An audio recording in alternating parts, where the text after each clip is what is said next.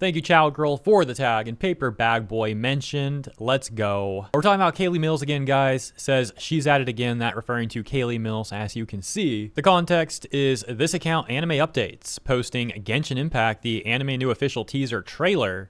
This account, OB Almighty, responding and saying, Kayli Mills doxed Jacob for voicing a fictional character.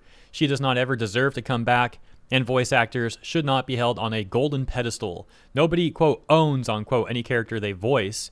We need to stop spreading this stigma already. Quote, blame the strike, never the actors, unquote. The strike didn't force her to dox him. The strike didn't force her to make fun of his wife and claim he isn't the breadwinner. The strike didn't force her to go private for a week and come back acting like nothing happened. To which Kayli responds and says, hey, I usually ignore this stuff, but it does get really annoying seeing the same lies over and over again.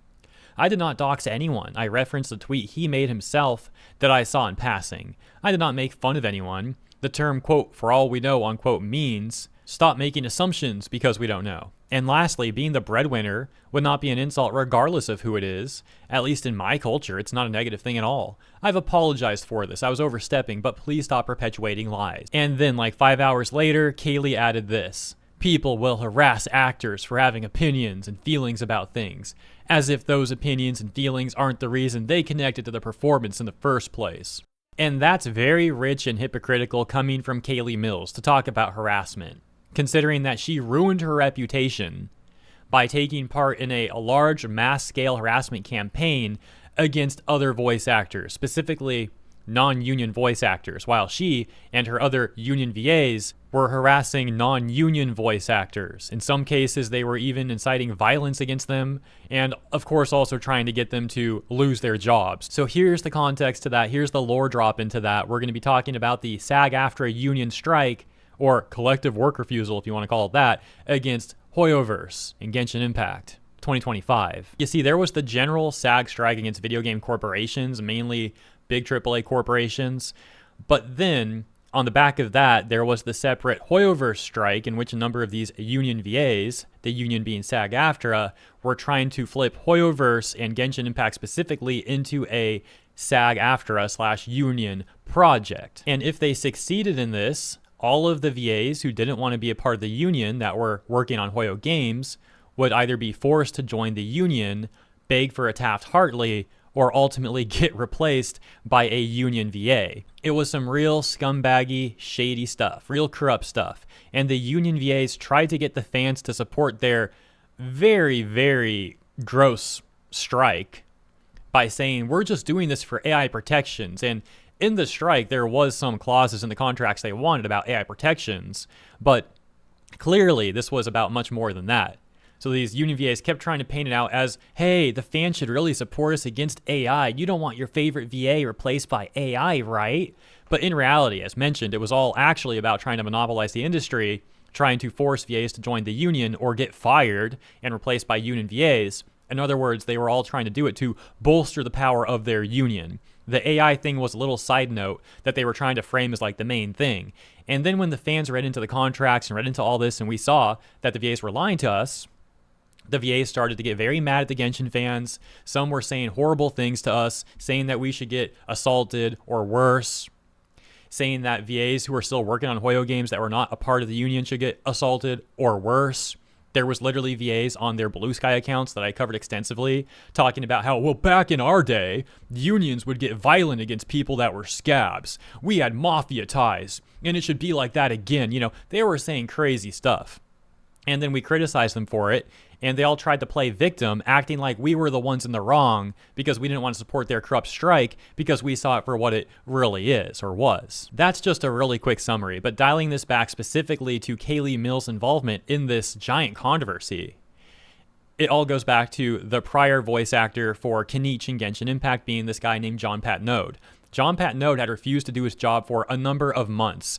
Hoyoverse gave this guy months upon months upon months to return to work. He kept refusing to work.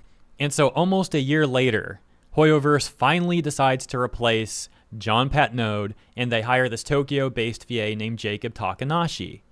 Jacob comes on as the new voice for Kenichi, makes his announcement talking about how thankful he is to be a part of Genshin now as Kenichi, very grateful for the role. And the union VAs, they hate the guy for this. They start saying horrible things about him. They try to get the fans to turn against him, and it all backfired on these union VAs greatly because, again, the fans saw what was going on, that the union VAs were lying to all of us about the strike and all that, and we viewed it as, well, these union VAs are just harassing Jacob.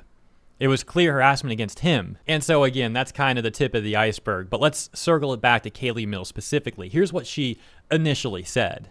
On March 26, 2025, Jacob posts the aforementioned announcement where he's very grateful and thankful about getting the role of Kanish. And then Kayli Mills responds and says, "This is actually kind of diabolical. If you need the money, at least take the role uncredited. This just comes off as an easy grab for clout. It's not a good look." Again, Kayli was not the only union VA saying stuff like this. The responses to Jacob were filled with posts like this. And then a bunch of VAs on their Twitter accounts and a lot on Blue Sky were taking it much, much, much further. But I digress. And you can see the immediate responses were filled with people calling Kayli out, such as, "What you just did is not a good look either." And Kaching's VA, that being Kayli, defended a known abuser, so her being a jerk doesn't surprise me in the least. And yeah, that was a huge point of contention. You can see a lot of people bringing this up. All over the replies, people talking about her defending an essayer. You can see more of that right here. It just goes on and on. That situation is crazy. That's a whole separate rabbit hole that we'd have to go down. And you know what? Maybe I'll make a whole separate video on that one day instead of burying the lead here at the end. But if you're curious about all that, you can look up this controversy involving this English VA, Chris Neosi, because I believe the tweets that we saw are referring to that VA, Chris Neosi, who was a part of SAG-AFTRA, the union. He might still be, actually. And how Neosi had claims against him of things like abuse and SA. According to my recollection, he even went on to admit to some of that stuff, but said that he was going to try to change. He was going to change. And the replies to him were filled with other union VAs running damage control for him and trying to drum up public support for him, including Kayli Mills there. So the ultimate point that people are making at Kayli is how crazy and gross it is that she and other union VAs defended Neosi, but then they turned around and will harass Jacob for simply accepting a job. It paints a very clear picture of how corrupt and far gone this clique of union VAs really is. Finally, that takes us to Kayli Mills and the doxing tweet that was referred to earlier in the video when she got accused of doxing from like the other day. And so back in 2025, she said this about Jacob Takanashi. "This is one small job for him, Jacob, not his full-time work. It's Karina's bread and butter." Karina referring to the ex-VA of Paimon, Karina Boker, as she got replaced last year. And of course, the Genshin fans all cheered, but we'll talk more about that in a second. She went on to say, "He, Jacob, has done very little voiceover work, so it isn't what he's relying on to pay the bills. For all we know, his wife's the breadwinner. Either way, they bought a house recently, so I doubt it was a necessary job for survival." Now, I will say, yeah, I don't think this is actually doxing. It's a horrible tweet, extremely trashy and tacky tweet, making a lot of really bad points, but it's not doxing in my opinion. Nevertheless, let's start at the top. She says, "Not Jacob's full-time work, it's Karina's bread and butter." Because if I recall, she was responding to someone who had said something like, "Hey, you guys are harassing Jacob for accepting this role, but you guys have nothing to say about Karina, who's still playing as Paimon, refusing to give that up. So she would technically be a scab, just like they're saying about Jacob." Scab being a term that they use, very petty, childish thing, but a term that they use to refer to people who are working on a job that they have struck, as if everyone should just bow down to their union's demands. It's not how that works, especially in this day and age, and especially with a union that's as notoriously corrupt as SAG-AFTRA. I digress. People were pointing out the hypocrisy. Hey, you guys are harassing him, but you're fine with her. And they were fine with her because despite how she was not a part of SAG-AFTRA, she always tries to spread the exact same rhetoric that the SAG-AFTRA VAs do. She is a part of their clique, a part of their hive mind. And so they were essentially turning a blind eye to Karina also being a scab. But hey, because she's one of them, they're not going to say anything about that, or they're going to say it's fine, and they're going to hold Jacob to a completely different standard. It's a horrible look, as mentioned.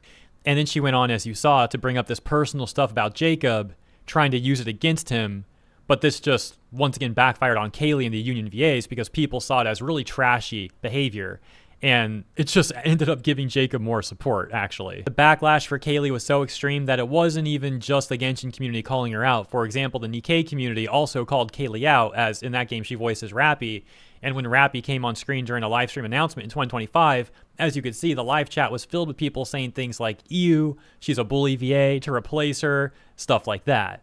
Let's end by going back to this tweet that she made a few days ago, talking about the people will harass actors for having opinions and feelings about things, as if those opinions and feelings aren't the reason they connected to the performance in the first place. It's such a weirdly parasocial thing to say. Like, when a VA is doing a good job, hypothetically, let's say they did a good job and people like the performance, they like the way that person played the character, right?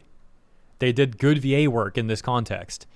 No one's sitting there thinking, I like that VA's personal opinions and feelings. We shouldn't even know what your personal opinions are. Like, what? You do the role.